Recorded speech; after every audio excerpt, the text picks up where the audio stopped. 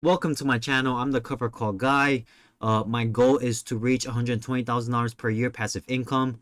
My monthly is about $6,000 a month. I'm 60% complete. My current portfolio yields about $70,000 a year. I'm just about 58% complete, and I'll be reaching my goal using, using only Covered Call ETFs. Legal disclaimer before we start.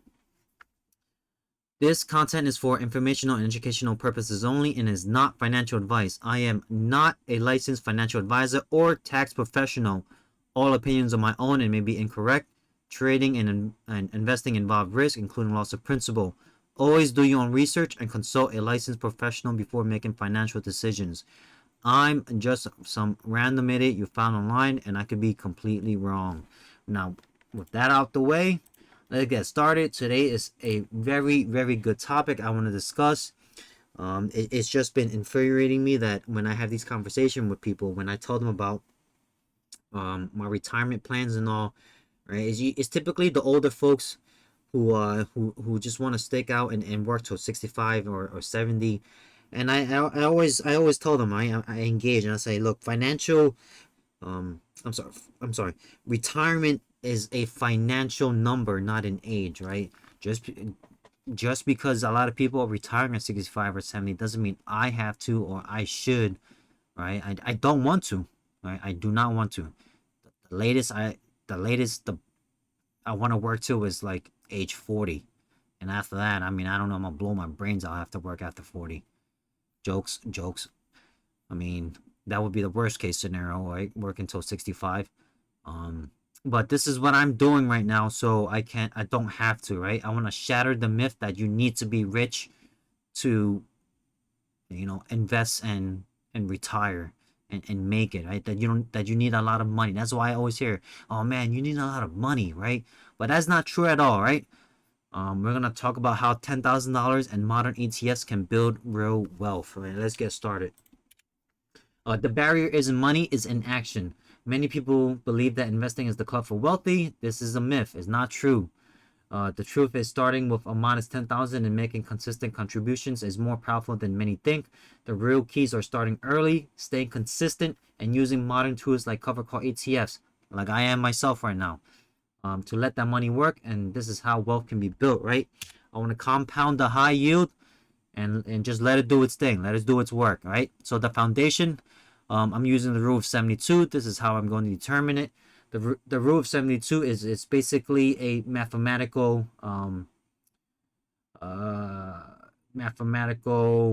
equation, right? On how many years it takes for an investment to double. Just divide 72 by the annual yield rate. At high yields, the time shrink dramatically.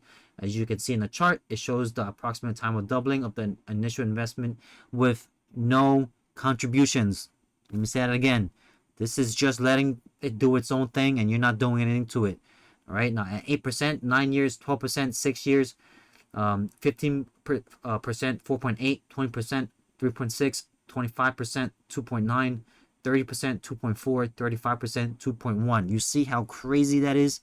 Now imagine if you add money. Imagine if you contribute on top of the reinvestment. All of this gets cut in half. And you don't even have to go to the super high yield. That 8%, 12%, 50% does just fine. You can literally double your portfolio in about a year and some change. See how crazy that is? And a lot of people say, "Oh man, no, you know what? That's too much money. I'm not gonna invest. I'm just gonna sit back, relax, maybe let some my company handle my 401k and work till they're 65, 66, 67." Absolute craziness. All right, the accelerator adding. This is if you're adding $10,000 annually, right? This is when you're contributing. This is where the magic happens. Compounding an initial investment is powerful. By adding regular contributions, supercharge growth, slashing the doubling time even further, right? So 8% you add. This is when you're contributing. 8% becomes 7.5, 12 becomes 5, 15% becomes 4, 20% becomes 3 years, 25% becomes 2.5, 30% becomes 2 years, 35% becomes 1.75 years. See, you can literally double your portfolio in about a year. Now imagine if you were able to contribute more than 10,000. You guys are seeing this, right? It's simple math, very easy. You let it compound and you add money to it. Now, if you guys are, I personally think if you're in your 20s and 30s, you need to be sacrificing your 20s and 30s and working as much as possible, especially if you offered overtime, right? In my 20s, I never made more than $50,000, but with overtime, I took as many opportunities as I can, and that's how you compound and that's how you grow it. If you are in your 20s and 30s and you guys are passing up overtime, then that's your fault. That is really your fault on why you guys are not making it, because it's what are you doing in your 20s and 30s? Unless you have okay, if you unless you guys have obligations for your family and you have to be home, or you have a medical condition, right? Excluding those two, why are you hanging out for? Hang out when you got all the free time in the world to hang out. Absolutely crazy. You're hanging out instead of missing out on money. I get it. You know, my philosophy is that you work so you can live. Now you don't live to work. I get it, but at least deserve that time off, right? Well, that's just my opinion, my personal beliefs. The hyper growth goal, I'm using at 8 to 35%. At 15% Divo annual return, the 5-year value is 103. Year 10, 280 with $170,000 profit. 25% with QQQI. Year 5, 156,000. Year 10, 480,000 with a profit of almost 400,000. And then BTCI with 35%. Year 5 value, 228,000. Year 10, 765,000 with almost a $700,000 increase, right? And an investor does not need 100% return. Just look at the 10-year growth of initial $10,000 and an additional $10,000 a year contributing. That would just put you at $110,000 total contributions at a realistic total return rate. At 35% total return and investors, 110 and contributions can grow to over $765,000 in just 10 years. Right? The power of compounding high yields. Under the hood, yield versus total return, right? When we talk about distribution yield, this is the cash payout. It's set by the fund manager and can come from 3 places: the income, real dividends from stock, the premiums, cash collected from selling options, and return of capital, ROC. All right, this is the key. ROC is why it's the key. It's the mechanism that separates the trap from a tool. And then we have total return, right? What is total return? This is the true measure of growth, NAV change plus reinvested distributions. Destructive ROC is the trap, right? The fund's total return is negative or low. It is just returning the investor's own money minus fees as the fund's value shrink. So guys, you have to pick quality covered call ETFs. And then we have a tax deferred ROC, which is the tool. The total return is high. The fund is passing through gains in a tax efficient way. The engine, how do covered call ETF works, right? These funds generate steady income by selling call options on the holdings. This premium is collected and paid out as a high distribution in a volatile market, which we like. These premiums can spike, further boosting yields, right? So one, the investor invests, start with a 10,000 in a covered call ETF, like myself. The ETF sell options. Funds collect premiums on its asset. Investors get paid, high distribution or paid out to the investors. Reinvest and add distribution or reinvested plus a $10,000 added. The cycle continues. The cycle repeats. The compounding grows, and you just repeat this whole cycle again and again and again and again. And you'll see by the end of 1 year, 2 year, even by the 3rd year, you would see, holy moly, depending on how much you invest, even by year 3, maybe even year 5, you are paying off your rent. It's paying you enough to pay off your rent. Of course, you don't want to do that. You want to actually let it grow so big that you don't even have to work anymore. That would be the ideal goal. The mechanics of visual flow, right? We have the cover, which is just the ETF buys and holds a portfolio of stocks like the SP 500 or Nasdaq. This is the cover. And then we have the premium. The fund sells, or which is writes calls options against those stocks, giving the buyer the right to buy them at a set strike price. And then when the buyer buys, right, you get the income in exchange for selling this right. The fund immediately collects a cash, which is called premium, which passes out to the investor. All right, of course, there's no free lunch, right? What's the trade-off and how to beat it with these cover call ETFs? The upside is capped in simple funds, right? We have a solution for that. We use hybrid or active funds that let investors participate in growth. Some of these ETFs, for example, are QYLG, XYLG, QQQI, SPY, iSpy, IQQQ, JEPQ, and DIVO. The downside is not protected in most funds. All right, we have a solution for that too. Use actively managed fund that build defensive portfolio of high quality stocks. Right, some example of DIVO, JEPI, GPIX, KNG, SPY, JEPQ, QQI, GPIQ. And let's debunk the NAV erosion myth, because there's a lot of I would say bad reputation with covered call ETFs, because oh my god, the NAV is eroding.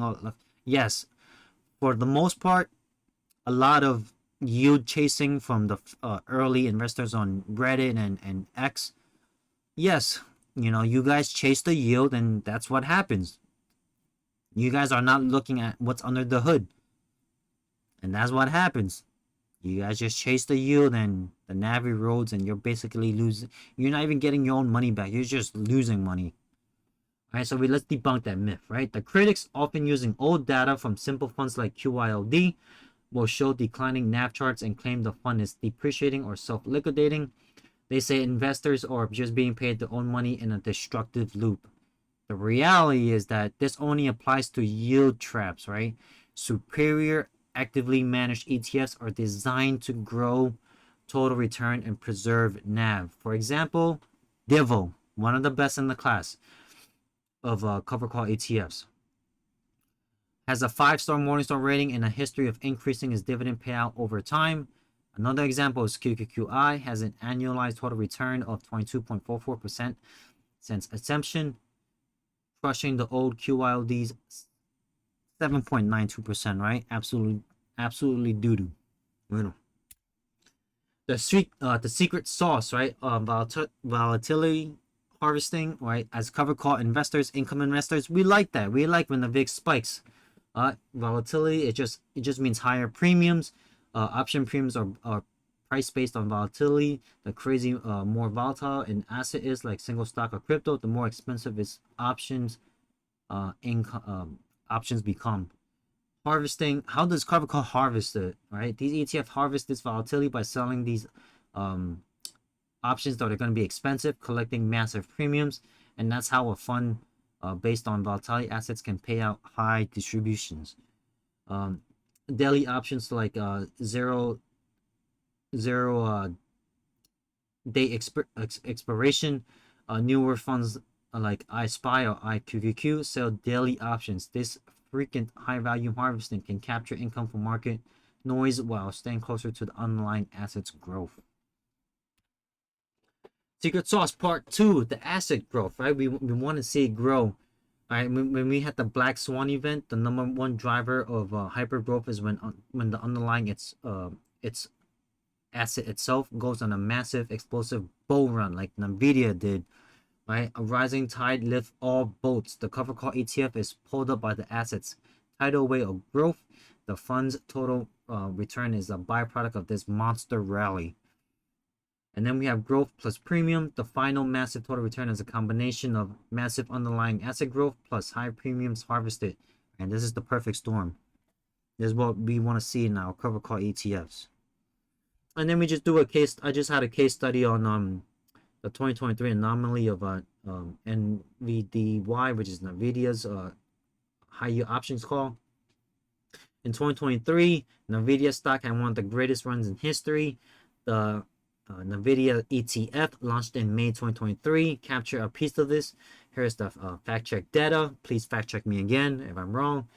Total return from May 9th 2003 to ending year was Nvidia stock increased by about 73.9% compared to the ETF plus 33.1%. All right, so the conclusion is that the ETF's 33.1% return is impressive, but it was less than half of the underlying's 73.9% return in the same period. This proves the strategy massively caps the true upside. So you have to be careful of um, cover calls that cap the upside. Even though, you know, an increase of 33% is no joke. You just have to know what you're trading off.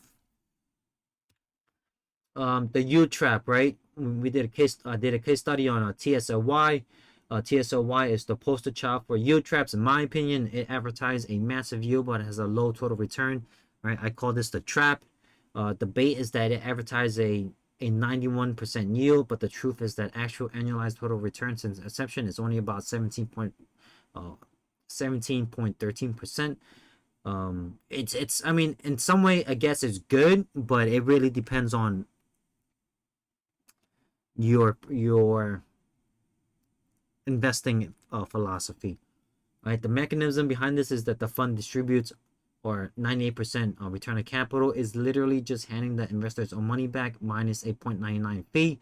The trap is that the investor is baited by 91% yield but only gets a 17% total return, right? The 74% difference is the trap is just an illusion created by returning the investor's own money. All right, the yield trap explain. I like it dummy style because it works for me. I want to explain to me that what the bait is, what an investor thinks. An investor see a 91% on a $10,000, and they'll say, "I'll get 91,000 in cash this year. My $10,000 investment is safe. This is a money printing machine." But the trap is what actually happens, right? The fund only returns 70%, and here's the how they trick you, right? It pays the investor 70% and earns 1,700. It pays the other 74% by giving them back 7,400 of their own money. The trap, the investor isn't earning 91%. They're getting back a 70% return and liquidating the own investment. Because remember, you're still paying a fee, and if the NAV erodes, oh man, you're basically losing out. And then we just have example of a 10-year growth, right? I would say this is my core. I would use Divo as my core. As a group 1 active, hybrid, and defensive. As you can see here, funds like Divo actively pick stocks and tactically sell options. And this projection is just based on a 10K initial investment, right? The 10K added, and you could just see it grow, right? Year 0, year 2, year 5, year 8, year 10, and it just shoots up based on how well it performs in the yield. And this is the cover called growth, right? You would see here it's shooting up, and these are just examples of just the calculations. I just put in projection based on a 10K initial investment and then 10K added annually, right? All distribution reinvest at the fund's historical 5-year total return, and you just see it just shooting up. This is the power of high yield plus contributions plus reinvestment. And the same for iSpy, IQQQ, TSPY, and then QQQY and SPY. And then we have the turbo, what I call the turbo high yields, like BTCI with a 30 or 35% yield. Right? So funds like BTCI or CLIP, KLIP, applies cover call strategies to the most volatile assets like Bitcoin or China tech. So CLIP is basically a China cover call. They do, it's basically international. They do investments in betting on China. And then building a growth engine, right? Using the 8 to 35% plus, an investor can build a portfolio to match their goals, starting with a solid core, then add growth or turbo funds. Not financial advice. This is exactly what I'm doing. So I want to have a solid core of Divo, JEPI, SPY, GPIX, KNG, JEPQ. Then I'll have my growth, right? at 12 to 25% with QYLG, XYLG, iSpy, IQQQ, QQI, T-Spy, GPIQ. Then I'll have some of my turbo, right? I won't have all of them. I might have 2 or 3 turbo at most, but BTCI, Clip, Nvidia, Coney, MRNY, AMDY, and or TSLY. These are just examples, and not exactly owning on them. These are just examples. This would be my strategy to help boost my yield if I were to have a core with 8 to 15%, and then I would have the turbo to help grow, and I would have my growth to actually have capital appreciation. My final verdict here, right? The cover call guy's final verdict. That's me. So is it possible to get a massive portfolio changing return? Absolutely yes. It is not a guarantee. Nothing in life is guaranteed, but it's absolutely a possibility. While doubling every year is a rare anomaly, right? Because it's not guaranteed. A lot of things can happen. The 10-year projection proved the case. With $110,000 in total contributions, an investor can build a portfolio of with Devo, $280,000, with QQQI, $480,000. And then, of course, you have your BTCI, the quote-unquote turbo, $765,000, right? I hope my message is clear. An investor doesn't need to be rich to start, nor do you need to make a lot of money to start. You can start, if you're making minimum wage, you can start right then. You just, they just need the right plan, the right tools, and a discipline to reinvest, right? Cover call tools or that tool, right? Of course, this presentation, I just want to say it again, is educational and illustrative purposes only and does not constitute financial advice.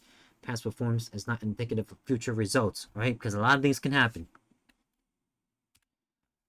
Join my conversation on my comment section, guys. Please subscribe. I appreciate it. Give it a like, comment. Let me know what you guys think. If you agree, disagree. If you think this will work, it won't work. I'm open to all support and or hate. You know, I read all the comments, and I really, you know, I dig into the research, and I hope you guys enjoyed my video. Stay tuned, and see you guys on the next. Appreciate it. Thank you.